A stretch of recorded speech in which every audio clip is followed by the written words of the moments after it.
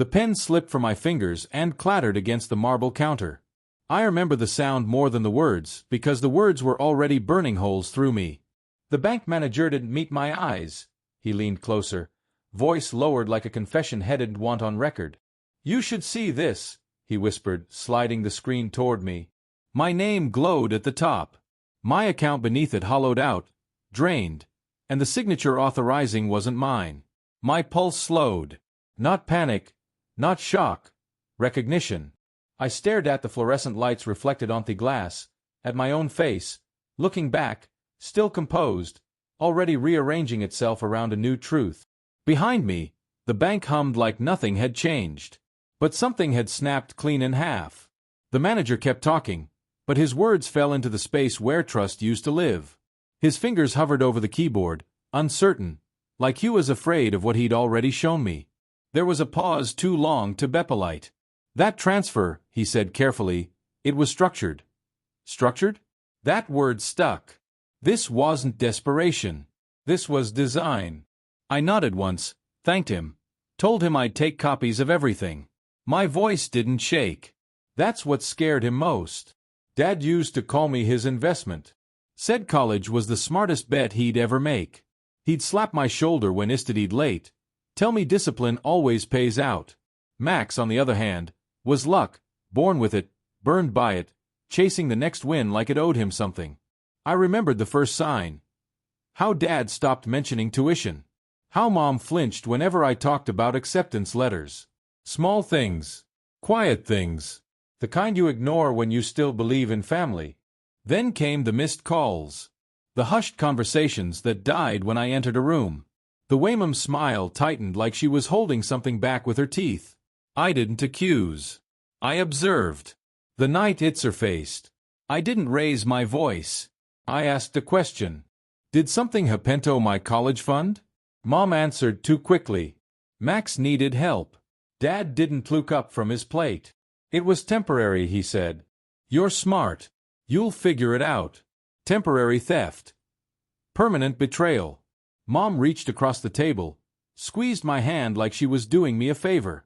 He needs it more than you. That was the moment I stopped being their child and started becoming a problem. I didn't confront them again. I thanked them, then I got quiet. I requested bank statements.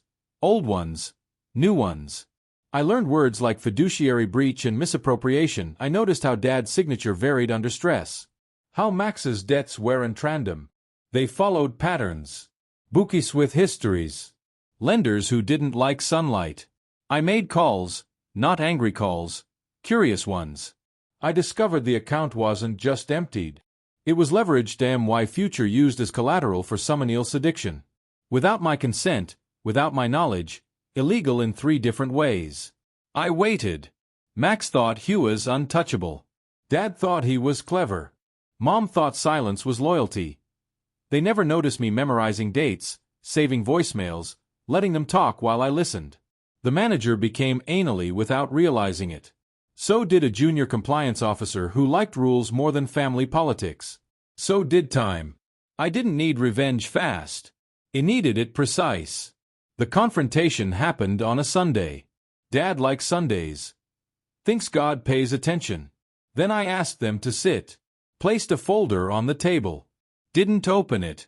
I closed the account, I said calmly. Mom frowned. Dad stiffened. Max laughed. Nervous. Always nervous. Then I opened the folder. Statements, signatures, recorded calls, a timeline neat enough to hang in a courtroom.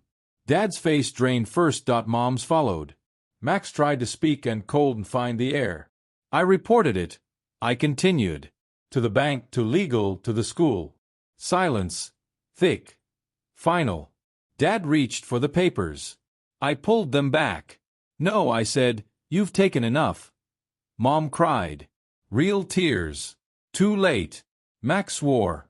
Promised, begged. I watched them collapse without raising my voice. Control tastes better when it's quiet. The fallout was surgical. The bank reversed what they could. Insurance covered the rest. Dad lost more than money. His reputation folded overnight. Max's creditors found new addresses. Mom stopped calling. I left with my future intact and my name clean. No yelling, no scenes. Just consequences. I think about that day at the bank sometimes. The whisper, the scream, the moment I understood I was alone. But alone didn't break me. It sharpened me. They taught me a lesson they never meant to. That trust is leverage in silence, when used correctly, is power. I didn't destroy them. I let them fall on what they built. And I walked away with everything they tried to steal.